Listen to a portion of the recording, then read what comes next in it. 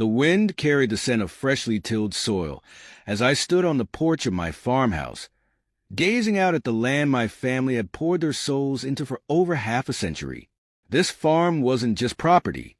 It was my legacy, my children's future, and the culmination of generations of backbreaking work. But at that moment, I wasn't thinking about the crops or the livestock. My hands clenched around a letter, the paper crumpling under my grip as rage burned through me. The words on the page blurred, but their meaning was unmistakable. It was an official demand from the local homeowners association, claiming I owed thousands in unpaid dues. They were threatening legal action. My stomach twisted in disbelief. I wasn't part of any HOA. This farm had stood untouched by their ridiculous rules long before they ever built their pristine little suburb on the other side of my land. And yet, here they were, trying to claim ownership over something that never belonged to them. Love seeing entitled people get what they deserve. Subscribe for more crazy stories like this. I took a deep breath, forcing myself to calm down as I read the letter again, hoping I had misunderstood. But no, it was all there in black and white.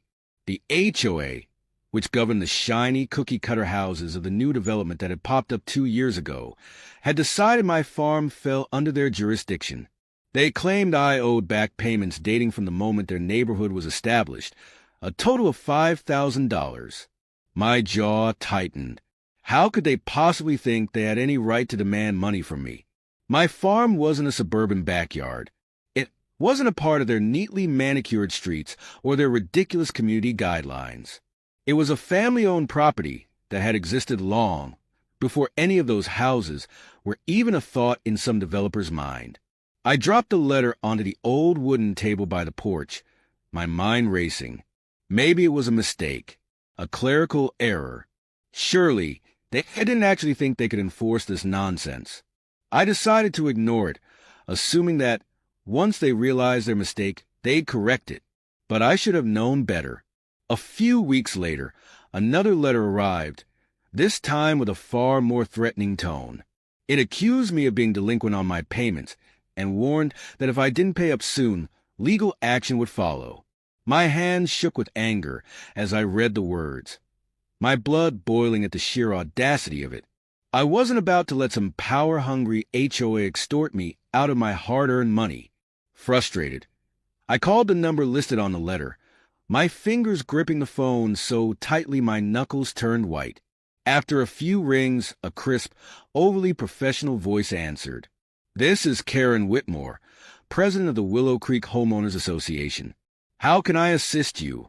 The sheer arrogance in her tone set my teeth on edge. Yeah, I said, barely restraining my frustration.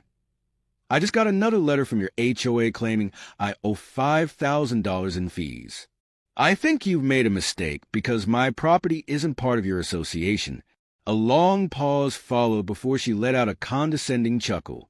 I assure you, Mr. Reynolds, there is no mistake. Your farm is within the 2-mile jurisdiction of our community, which means you are required to pay HOA dues just like everyone else. I couldn't believe what I was hearing. That's ridiculous. This farm has been in my family for 50 years. It was here long before your development even existed. There's nothing in my deed about any HOA. Karen sighed dramatically, as if dealing with a child throwing a tantrum.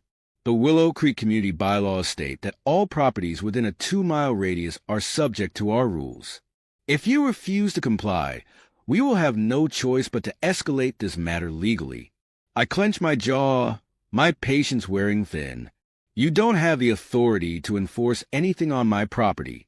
I don't belong to your HOA, and I'm not paying a dime. There was silence on the other end before her voice turned cold. You have 30 days to settle your dues, Mr. Reynolds. If you choose to ignore this obligation, you will face the consequences. Then she hung up, leaving me gripping the phone in stunned disbelief. For a moment, I stood there, trying to process what had just happened. This woman actually believed she could force me to pay into a homeowners association I never agreed to join. It was absurd, infuriating, and, above all, completely illegal. I had heard horror stories about HOAs before, Stories of power-hungry board members fining homeowners for the color of their mailbox or the length of their grass. But I never thought I'd be dragged into their petty tyranny, especially not as a man who had never in his life lived under the rule of an HOA. Taking a deep breath, I knew I couldn't let this go unanswered. If they thought they could bully me into submission, they were in for a rude awakening. I wasn't about to roll over and hand them my money, my land, or my family's legacy. If they wanted a fight, they'd get one, and I had every intention of winning. The morning sun cast long shadows over the fields as I sat at the kitchen table, the latest HOA letter spread out in front of me. It was worse than before. This time, they weren't just demanding payment. They were threatening legal action, claiming that if I didn't pay the so-called dues, they would place a lien on my property. My stomach churned with a mix of frustration and disbelief. How could they possibly think they had the power to take any action against my farm? This wasn't some suburban home that fell under their ridiculous rules. This was a family-owned property with a clear title, free of any HOA nonsense. But the sheer arrogance of their threats made my blood boil. They were counting on me rolling over and giving in, hoping I wouldn't have the time or resources to fight them. Well, they were dead wrong. Love seeing entitled people get what they deserve. Subscribe for more crazy stories like this. Grabbing my keys, I drove into town to meet with a real estate attorney, a no-nonsense woman named Linda Carter, who had dealt with more than her fair share of HOA overreach cases. Sitting across from her in her small but well-organized office, I laid out every letter, every threat, and every infuriating detail of my encounter with Karen Whitmore, the HOA president. She listened carefully, her expression growing darker with each piece of evidence I handed her. When I finally finished, she leaned back in her chair and let out a slow breath. This is one of the most blatant cases of HOA overreach I've seen in a long time, she said, flipping through the documents again. They have absolutely no legal right to charge you dues, let alone place a lien on your property. Your farm predates their entire development. It's not in their jurisdiction. No matter what they claim, relief flooded through me, but it was quickly followed by a deep, simmering anger. Then how the hell are they getting away with this? I asked, my hands gripping the arms of the chair. They're banking on intimidation, Linda said, her voice sharp with irritation. Most people don't fight back because they assume HOAs have more power than they actually do. But here's the thing. They can send all the letters they want. They can make all the threats they want. But unless there's a legally binding agreement tying you to their HOA, they have no case. She pulled a notepad closer and started jotting something down. Here's what we're going to do. First, I'm drafting a cease and desist letter. It'll make it crystal clear that they have no authority over your land. We're also sending a copy of your deed, which explicitly proves your property is not subject to their rules. If they keep pushing after that, we'll be ready to take legal action of our own.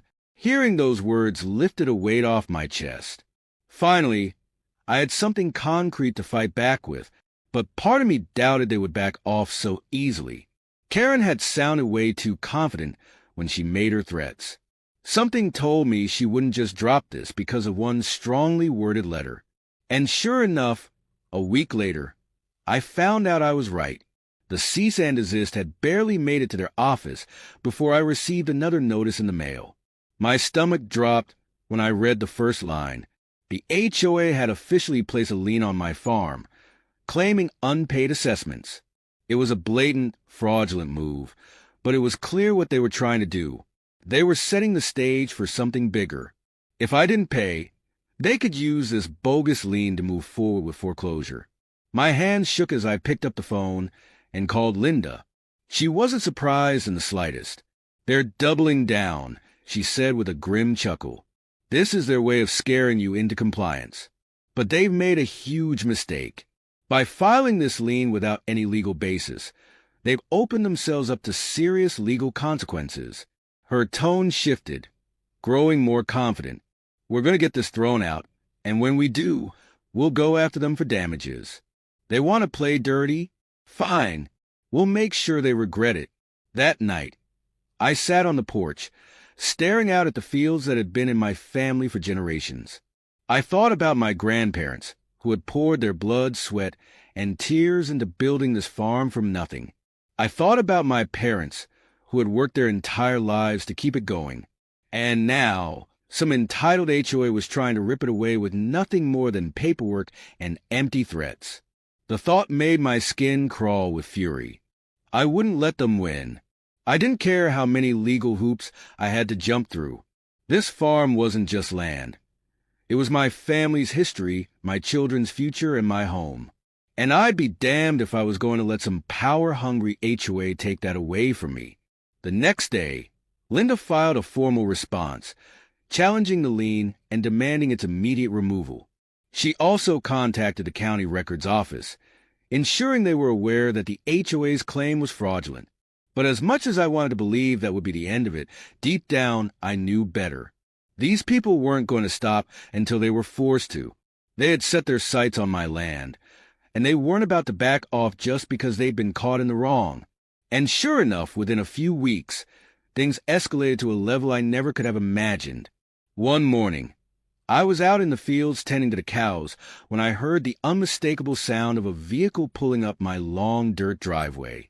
I wiped the sweat from my forehead and turned just in time to see a sheriff's deputy stepping out of his car, a serious expression on his face. My stomach dropped as I walked toward him, already knowing this wasn't going to be good news. The moment he spoke, my worst fears were confirmed. "Mr. Reynolds, I hate to be the bearer of bad news," he said, glancing down at the papers in his hand, "but the HOA has officially filed for foreclosure on your farm. I'm here to serve you with the court notice." My entire body went numb. Foreclosure. They were actually trying to take my home, my land, everything my family had built. The air around me seemed to constrict as I took the papers from his hands, my vision blurring as I read the words. It didn't seem real. How could this be happening? How could they get away with something so blatantly illegal? The deputy must have seen the look on my face because he sighed, shifting uncomfortably. "Look, I don't know what's going on here, but if you have proof that they don't have a legal claim, you need to get this in front of a judge as soon as possible." I swallowed hard, my mind racing. They weren't just trying to scare me anymore. They were actually trying to steal my land right out from under me. And if I didn't act fast, they just might succeed. The papers in my hands felt heavier than they should have, as if the weight of generations rested in those few sheets of legal jargon. The word foreclosure stared back at me, bold and unforgiving, like a death sentence for everything my family had built. The deputy gave me a look of sympathy, but sympathy wasn't going to save my farm. I clenched my jaw, took a deep breath, and forced myself to stay calm. I wasn't going to panic. I wasn't going to break down. If these HOA vultures thought they could rip my home away from me, they had another thing coming. Without another word, I turned on my heel and marched straight into the house, already dialing Linda's number. She answered on the second ring, and the moment I told her what had just happened, she let out a sharp curse under her breath. I knew they were arrogant, but this is outright fraud. They're trying to strong-arm you into giving up. Well, they just made a massive mistake. We're going to shut this down, and when we do, we'll make sure they pay for it. Hearing the determination in her voice gave me the strength I needed. I had been playing defense up until now, hoping they would back off when they realized I wasn't an easy target. But that was a mistake. They weren't going to stop unless I made them. Love seeing entitled people get what they deserve. Subscribe for more crazy stories like this. The next day, I met Linda at the courthouse, my stomach twisting with nerves. She had already filed an emergency motion to block the foreclosure, and now we were standing in front of a judge, laying out the absurdity of the HOA's claims.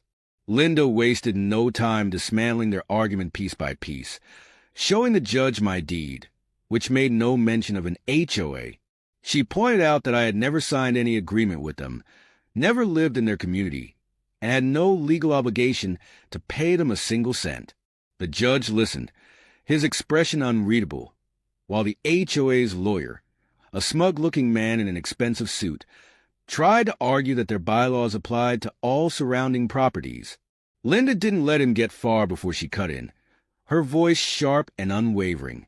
Your Honor, this is nothing more than a predatory attempt to extort money from a homeowner who has no legal ties to their HOA. The fact that they not only placed a fraudulent lien on his property, but also went as far as to initiate foreclosure proceedings without a single legal leg to stand on is not just unethical. It's illegal. The judge turned to the HOA's lawyer, his expression shifting from neutral to outright disapproving. This farm has been in Mr. Reynolds' family for decades, he said, tapping the deed with his pen. Your HOA didn't even exist when this land was purchased. You have no jurisdiction here.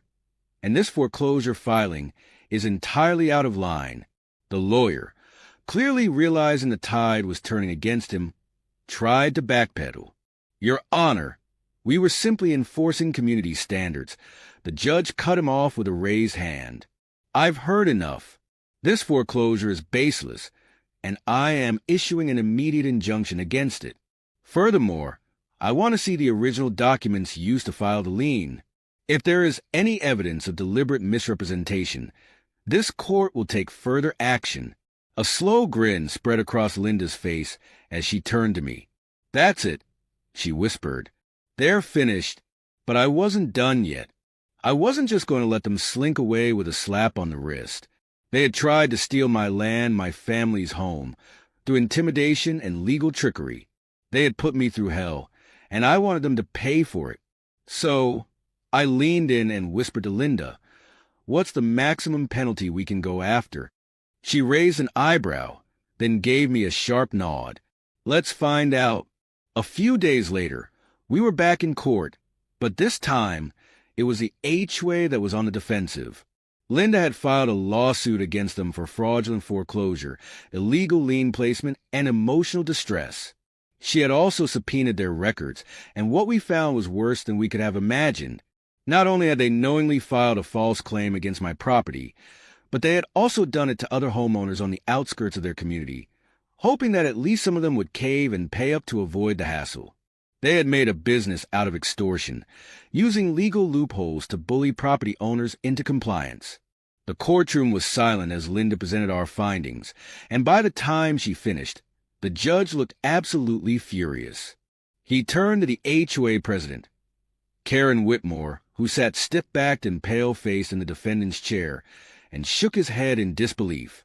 "This is nothing short of an abuse of power," he said, his voice filled with disgust. "Your association has not only harassed innocent homeowners, but has knowingly engaged in fraudulent activities. I am ordering all fraudulent liens to be removed immediately. Furthermore, Mr. Reynolds will be awarded full compensation for legal fees, as well as additional damages for undue distress. And as for your board," he glanced at Karen and her fellow HOA members, his expression like stone. "Each of you will be fined personally for your involvement in this scheme. If you cannot pay, expect further legal consequences." Karen looked like she wanted to argue, but the judge wasn't finished. "Finally, I am issuing a permanent restraining order preventing your HOA from interfering with Mr. Reynolds' property in any capacity, now or in the future. Should you or any of your board members violate this order, you will face immediate legal consequences." As the judge slammed his gavel down, signaling the end of the hearing, I let out a slow breath, feeling a weight lift from my shoulders. It was over. Not only had I won, but I had taken down an entire corrupt system with me. The look on Karen's face was worth every sleepless night, every moment of stress, and every penny spent on legal fees. She had walked into this thinking she could bully me into submission, but now she was walking away disgraced, her power stripped, her reputation in tatters. As I stepped out of the courthouse, the sun shining down on me, I knew one thing for sure. This farm would never belong to anyone but my family. They had tried to take everything from me, and in the end, they had lost everything instead. And as I drove back home, past the fields that had stood strong for generations, I realized that sometimes standing your ground wasn't just about protecting your property. It was about sending a message to anyone who thought they could take what wasn't theirs. And I had sent that message loud and clear. Driving back to my farm that evening, I felt a strange mixture of exhaustion and satisfaction. The battle had been long, stressful, and at times, it felt like I was fighting an impossible war. But now, justice had been served. The HOA had been exposed for the corrupt, power-hungry frauds they were, and they had paid for it in full. I could already imagine the fallout in their pristine little neighborhood. Word would spread quickly about the lawsuit, the fines, and the permanent restraining order barring them from ever interfering with my land again. No doubt, Karen Whitmore and her fellow board members would have to answer to their own community for the money they wasted trying to illegally seize my farm. That thought alone made me smile as I turned onto my dirt driveway, the familiar sight of my home greeting me like an old friend. I parked my truck and stepped out, inhaling the fresh scent of open land, free from the manufactured, rigid rules of an HOA. This place was mine, always had been, always would be. The sun was setting, casting golden light over the fields, and for the first time in months, I felt peace settle over me. The storm had passed, and my family's legacy was safe. Love seeing entitled people get what they deserve. Subscribe for more crazy stories like this. As I walked up the steps of my porch, my phone buzzed in my pocket. I pulled it out and smirked when I saw the name flashing across the screen, Linda. I answered, leaning against the porch railing, watching the sky turn shades of pink and purple. "Tell me you've got more good news," I said, my voice lighter than it had been in weeks. She chuckled a rare, triumphant sound. "Oh, you're going to love this. I just got a call from one of my contacts in real estate law. Turns out, after our case went public, a few other property owners came forward with their own stories about the HOA trying to pull the same stunt on them. And get this, some of them had already paid thousands just to make the problem go away. Now that they know what happened with your case, they're lawyering up and coming after the HOA for fraud. That made me laugh, a deep, satisfied sound that felt like the final punctuation mark on this entire ordeal. So not only did we beat them, but we set them up for even more losses? That's poetic justice right there. Linda hummed in agreement. It's about time someone put them in their place.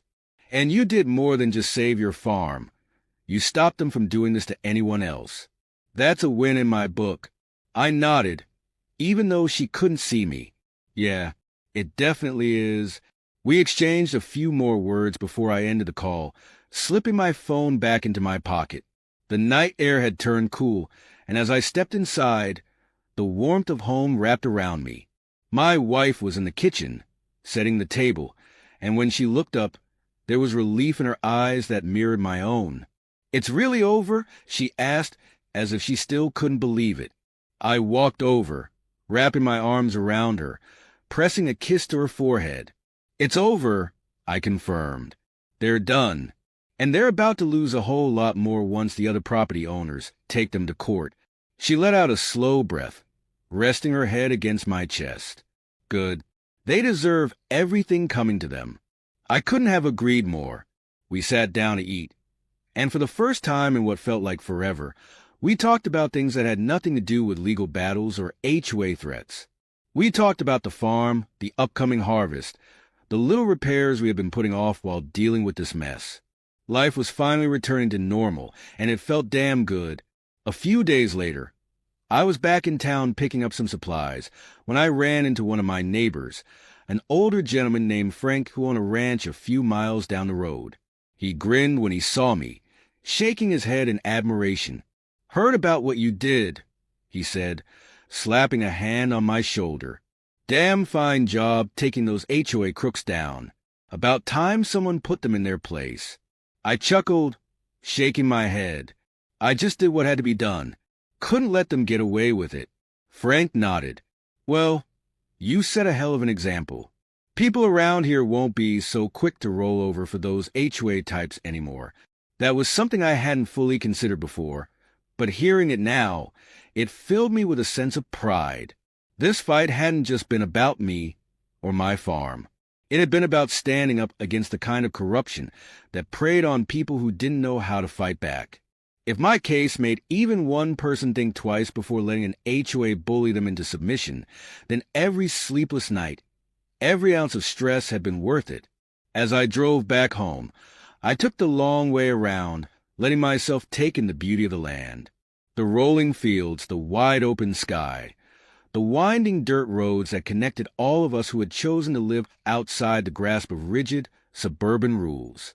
This place was freedom, and it was worth fighting for. Pulling into my driveway, I felt a deep sense of gratitude settle in my chest.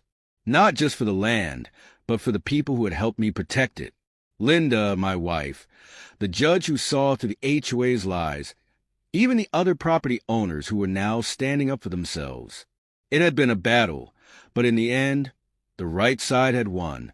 That night, I sat out on the porch, a cold drink in hand, watching the stars appear one by one. The world had a way of trying to take things from you, whether through greed, power, or plain old arrogance. But if there was one thing I had learned, it was that you had to stand your ground. You had to fight for what was yours, for what mattered. And sometimes, if you fought hard enough, you didn't just win back what was taken. You made sure it could never be taken again. As I leaned back, listening to the quiet sounds of the farm, I knew one thing for certain. No matter what came next, no matter who thought they could push me around, this land was mine. And no one, not an HOA, not a developer, not anyone, was ever going to take it from me.